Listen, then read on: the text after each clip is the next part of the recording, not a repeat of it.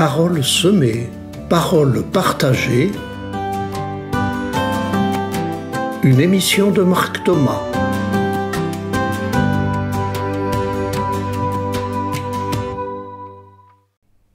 Bonjour chers amis auditrices et auditeurs. Ma dernière émission avait pour titre « M'accueillir avec douceur ». Celle-ci s'appelle « Apprendre à s'aimer ». Dans le prolongement de l'émission précédente, voici les extraits d'une interview de Monique de Kermadec, autrice du livre intitulé « Le plus grand des amours, apprendre à se connaître et à s'aimer ». Monique de Kermadec est une psychologue psychanalyste.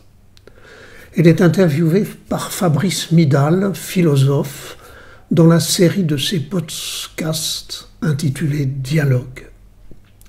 Vous n'entendrez ici que des extraits pour rester dans le temps imparti à cette émission, mais vous ne perdrez pas votre temps à écouter cette interview dans son intégralité. Il dure 45 minutes. Vous pourrez y accéder sur YouTube, à un lien que vous trouverez sur mon site, sur mon blog Paroles semées, au titre de cette émission. Et je ne pense pas uniquement à la négligence physique, ce qui peut arriver dans une dépression profonde, la personne ne fera plus attention à son apparence extérieure, par exemple. Mais je pense à, je dirais, une négligence dans le rapport à l'autre. On ne se rend plus compte que le contact n'est plus là, qu'on est absent. Cette absence va bien évidemment induire un sentiment de profonde solitude, de dépression, d'une solitude négative, bien sûr. Se négliger, c'est aussi ne plus avoir conscience de ce dont on a vraiment besoin. Nous sommes aujourd'hui dans une société où on nous dit constamment ce que nous devrions faire, ce que nous devrions acheter, ce que nous devrions vivre, qui ne correspond pas nécessairement à nos besoins ou à qui nous sommes. Donc même là, nous n'avons pas toujours conscience de ce besoin de répondre à ce qui nous appartient et non pas à ce que l'on nous dicte. La négligence peut même aller jusqu'à une manière d'être en échec, de se mettre en échec. Tout à fait.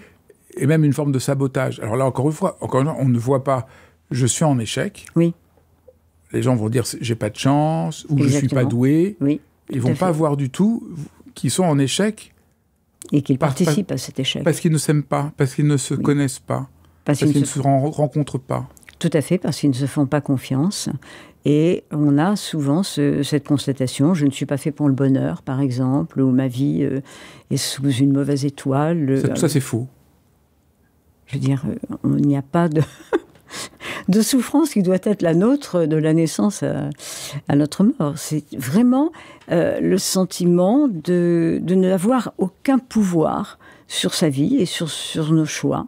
Et c'est pour ça que j'insiste si fortement sur l'importance de prendre le temps, de prendre le recul nécessaire pour connaître nos besoins physiques, nos besoins émotionnels et nos besoins spirituels. Pourquoi c'est pas de l'égoïsme de s'aimer ? L'égoïste, c'est quelqu'un qui pense essentiellement à lui-même, à sa satisfaction, et l'autre n'est qu'un objet utilisé pour sa propre satisfaction. Je pense que la personne qui s'aime avec une certaine générosité ne va pas avoir ce genre de comportement. Au contraire, l'autre est quelqu'un c'est une personne à découvrir, c'est quelqu'un qui à la fois comme moi est différent de moi, et aller vers l'autre n'est pas dangereux, je ne vais pas me perdre. Si bien évidemment l'autre représente une injonction à être différent, à me changer, l'autre est une menace. Autrement, bien évidemment, l'autre, nous sommes totalement disponibles pour l'autre. Je comprends difficilement comment on peut rester convaincu tout au long d'une vie que s'accorder du temps, s'accorder une réflexion est un acte égoïste, au contraire. J'ai l'impression qu'on se trompe du tout au tout dans l'analyse de nos sociétés. On nous a fait qu'on est une société de gens de plus en plus individualistes. Moi, j'ai plutôt l'impression qu'on est une société de gens qui sont de moins en moins des individus autonomes, de plus en plus soumis à des dictates, à des phénomènes de masse. On voit les menaces sur la démocratie et tout ça. les manipulations. Moi, j'ai l'impression qu'on est une société de gens de plus en plus manipulés, manipulables, de moins en moins autonomes, de moins en moins à même de penser par soi-même. Et on nous raconte toute la journée que les gens sont individualistes. Je me dis, mais ouvrez les yeux, c'est le contraire. La manipulation marche très bien quand on commence à nous angoisser. À partir du moment où, effectivement, on arrive à nous mettre en position d'avoir peur, eh bien, on va essayer de se rassurer auprès d'une autorité qui va nous dire ce qui est bon pour nous. Et être soi-même, c'est éviter cette angoisse. Je pense que ça évite une bonne partie d'angoisse. Bien évidemment, nous avons tous un point sensible qui peut-être peut être touché par un certain discours d'une certaine personne à un moment donné, mais on est plus armé. Maintenant, quand on parlait de manipulation, moi je repensais aux relations avec des pervers manipulateurs, où la personne est d'autant plus victime qu'elle doute d'elle-même.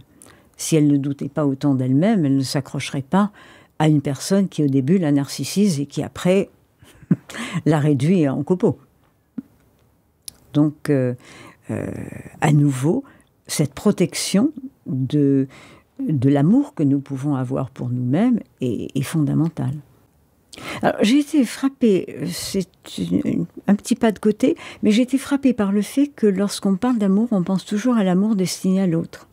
L'amour est rarement abordé comme quelque chose qui nous est destiné. Et alors, bien évidemment, nous ne recevons aucune éducation, à moins d'avoir eu des parents ou le bonheur d'avoir eu quelqu'un de proche qui a su nous transmettre ceci, qui a su nous donner la permission de nous attarder sur nous-mêmes.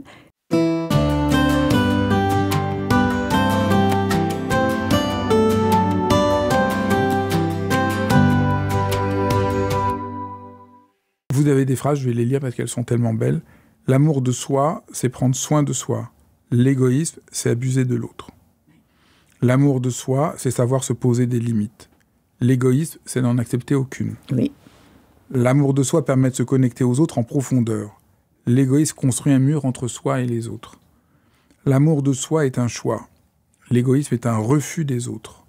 L'amour de soi oblige à se concentrer sur ce qui nous est essentiel, sur ce qui compte d'une façon authentique dans la vie, et à reléguer au second plan les désirs superficiels. Oui, tout à fait. Et j'aimerais qu'on en prenne conscience avant que ce ne soit trop tard, que nous prenions le temps nécessaire. Et je connais votre travail avec la méditation, je pense que c'est très important que nous arrivions à prendre ce temps où nous pouvons nous extraire de toutes les sollicitations extérieures et où nous pouvons effectivement être là pour nous-mêmes et nous déconnecter. La plupart des êtres humains ne savent pas être là pour eux-mêmes. Ils savent s'utiliser, s'instrumentaliser, répondre aux besoins des autres, se condamner, se culpabiliser sans vouloir, mais être là pour soi-même. Mais j'ai un patient qui un jour m'a dit « J'étais tellement là pour les autres que je m'en suis oublié. » Au point où, à 45 ans, il a pris conscience que dans les faits, étant un bon fils, étant un bon élève, étant un bon compagnon, il s'était oublié. Parce que pour être bon, selon la définition qu'on lui avait donnée dès sa petite enfance, il fallait avant tout penser à l'autre. Devenir son meilleur ami est quand même un projet. Nous faisons des efforts pour nos amis, mais nous ne faisons pas les mêmes pour nous-mêmes. C'est difficile d'être ami avec soi-même. On a tellement de raisons de s'en vouloir, on voudrait tellement être moins fragile, être moins sensible, être moins en colère, être moins... Et d'assumer ses erreurs, c'est aussi très difficile. C'est beaucoup plus logique, à première vue, de s'en vouloir. Puis on a l'impression aussi... moi, je me souviens, on a été éduqués que pour avancer, il faut se foutre un coup de pied au cul.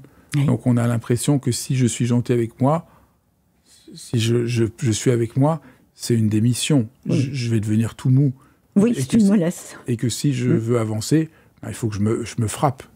Donc au fond, on sait qu'il ne faut pas frapper les enfants, mais au fond, chacun d'entre nous croit que se frapper lui-même pour avancer, c'est la bonne solution.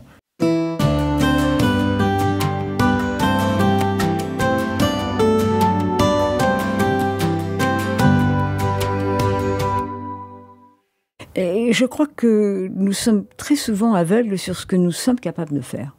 On nous a donné dès l'enfance je dirais, il y a eu des compliments, il y a eu des critiques, on nous a dit que nous étions bons pour ceci, mauvais pour cela, mais nous n'avons pas toujours eu l'occasion d'explorer nos potentiels. Nous n'avons pas toujours eu l'occasion de découvrir ce qui est en nous et que nous n'avons encore jamais découvert.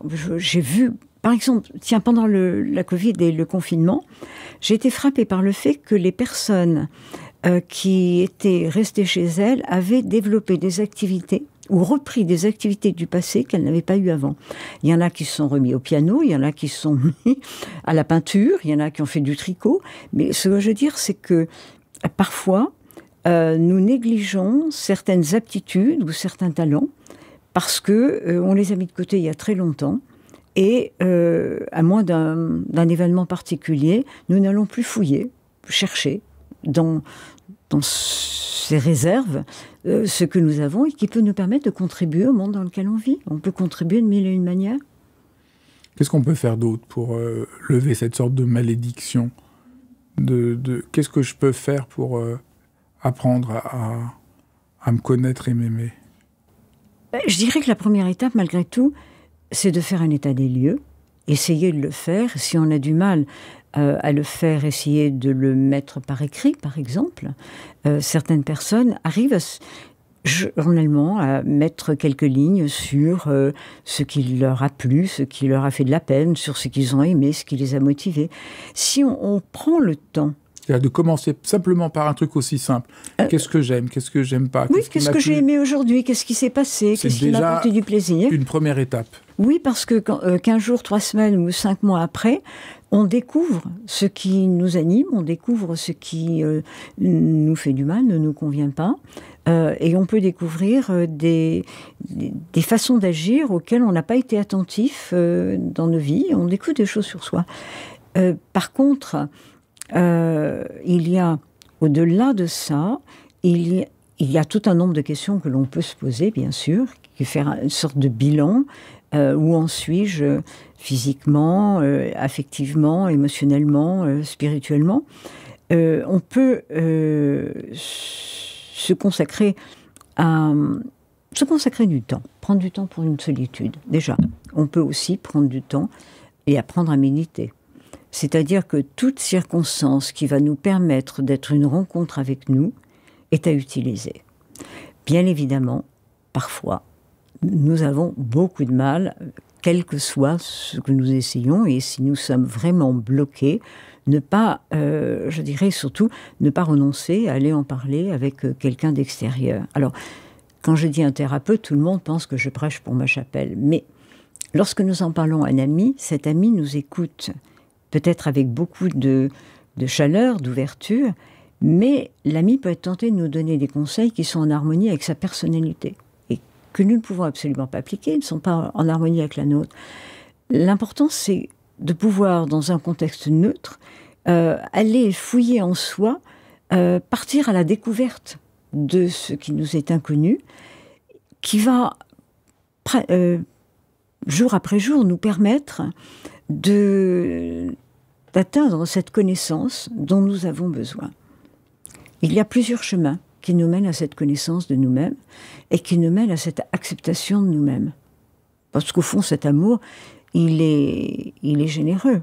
Il est capable de critique, mais il sait aussi être généreux. Merci beaucoup. J'espère que ça donnera envie à tous ceux qui nous écoutent de lire votre livre et puis d'entrer dans ce chemin